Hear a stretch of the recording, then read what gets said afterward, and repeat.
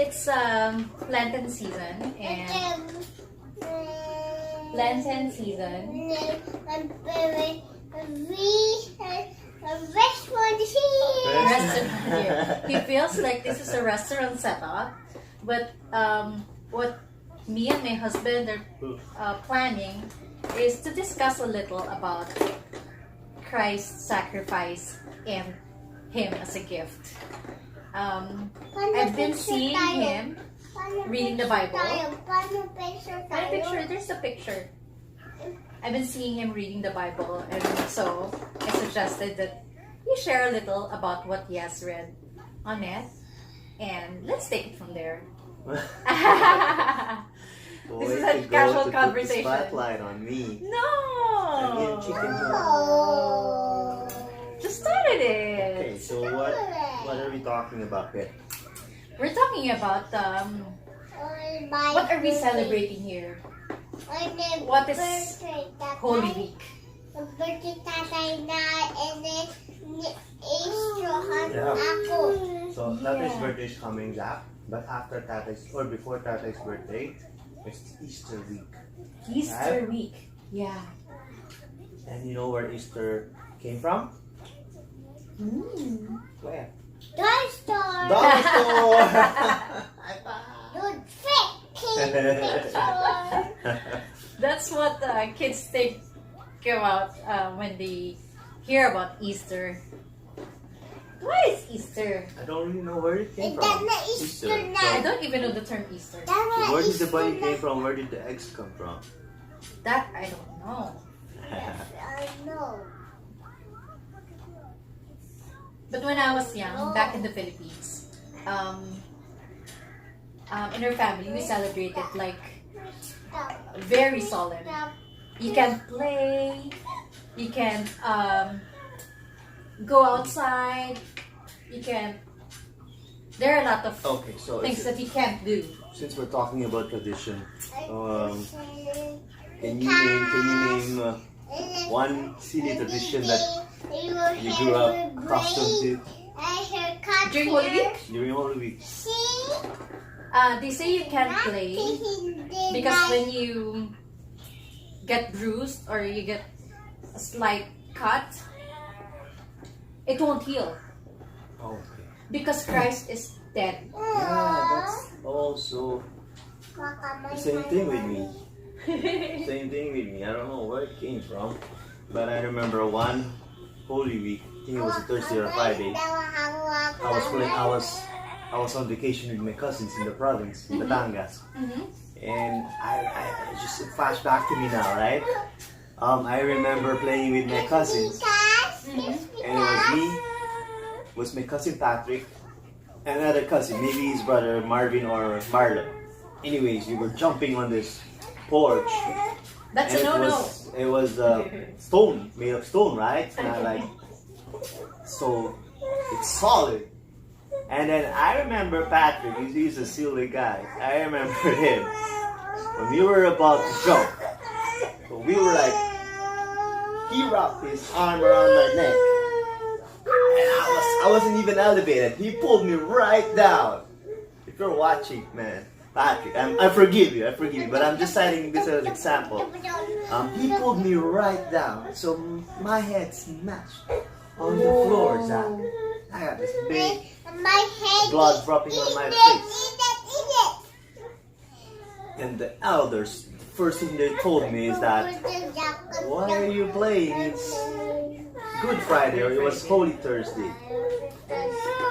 And God is dead. God is dead. As a probably 8-year-old child back then, I felt fear. I felt like, oh, God is dead today. So that means all the evil forces are there. They're pushing you. They're probably putting poison in your food. So there's probably not. It doesn't probably make sense to wake up in the morning on that day, because if God is dead, then there wouldn't be any sunshine. Then whatever you do would be close to an accident. Or a fatality to that matter. It's like watching a Final Destination movie. So back then, as a kid, watching all these horror movies about evil and monsters and stuff like that, when someone told you or tells you that God is dead on that day, that creates fear. And I don't think that's the meaning of Holy Week, though. We believe that as kids because pretty much everything that's fed onto you, you believe it. You believe on Santa Claus. You believe on the Easter Bunny. You believe on pretty much everything. I could tell this guy I'm Superman. He would believe me right now. Yeah. Right? I'm Superman. Yes. Anyway, that's my recollection of one of the silly things. And growing up, I realized God is not dead on Holy Thursday. God actually don't want you to fear, right? So you could search the Bible and the no fear message is there 100 times, more than 100 times. They said 365 times, so that's once a day. That's one of the things that I've been discovering inside reading the book. Yeah. Is that God is love and He doesn't want you to fear. It's pretty simple. And thinking about that, I think about how I am to my child as a father. I don't want him to fear. I try not to instill a lot of rules and laws onto him so that he doesn't fear me. I want him to respect me, but I don't want him to fear me. Yes. But at the same time, I want him to feel my love, our love for him and for his brother. And I think that's God wants us to also experience with him, right? Yes. And he also said that in the Bible it says that God has not given us the spirit of fear, but of love, power, and of sound mind. It's pretty simple. Knowing that verse, it tells you that whenever you fear, it's not from Him.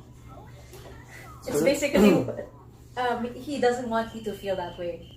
And now that you mentioned about Him giving us those things, those amazing things, came into me recently is that when we celebrate the Holy Week, we always talk about the sacrifice of Jesus. And sometimes we even leave those sacrifices.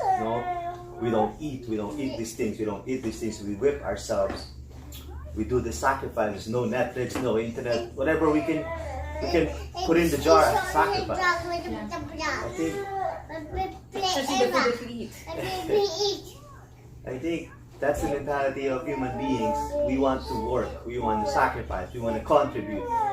But one thing we forget when we talk about the Holy Week is that, yes, there's a big sacrifice done for us. But what was that for? We forget about the gift. What was given to us via that sacrifice, which is this amazing gift, which is what you just said about a sound mind, a healthy body, love, forgiven sins, love. All those gifts were given to us. And yet, we still try to work on getting those things in our lives, right? Like you talk about the person who hates the world, who hates everyone. What does he need? He needs love. He tries and works for that love. He doesn't realize it was already given to him. Yeah.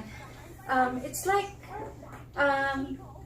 what we're doing right now. We are celebrating the Holy Week. We are not reliving what has happened. It is already finished. It is done. Yeah, and reliving it.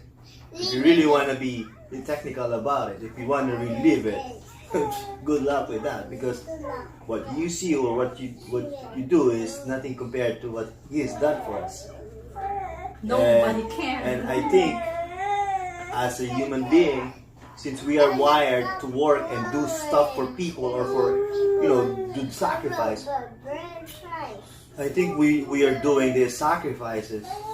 And I hope I'm not stepping into any toes or right now. How do you say it? I hope I'm not offending anyone. And not even imposing. Not imposing, but I think we do the sacrifice to feel good about ourselves. When you do the sacrifice, you feel proud about it, and you feel good about yourself. But the thing is, if you want to feel good about yourself, then you just gotta feel the love that was given to you. No work necessary needed. Right? And in God's eyes, we're all His children. Yeah. And if I look at it that way, if I look at it in the macro level way, if I look at Zach, he just enjoys our love. Yeah.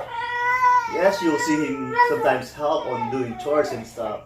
And I think because mine's also wired to help, work. But as parents, we try to let him know that you can do that out of love, but not out of what you need to do or what you feel like you need to do to get something back. Or the fear. Those just comes out. Those come out of love because you feel this love so much that it's overflowing, and you're kind of like spreading love to everybody. That's just what I think. What do I know, right? But that's how I feel. That's what I think. I mean, I've only been reading the Bible for a month, but those are the revelations that was given to me, and I felt like sharing. So if you want to wrap this up, unless you have something else to share, maybe that's it for now. unless you have something else, that's it. I think we're done. Yeah. I mean, we would love that we could have discussions about what we talk. Hopefully, it's a healthy discussion and not to bash or. Yeah. We'd love for you to put on some comments. Yeah. And if you have questions, we're done. That's how we normally talk about it in front of the kids. And as long as we can, but if like Zach is done eating, he has to go down now, and Cass is sleeping now, almost sleeping. Thank you for watching. So, we were supposed to do the breaking of bread, but maybe next time. Okay, bye. Both them down.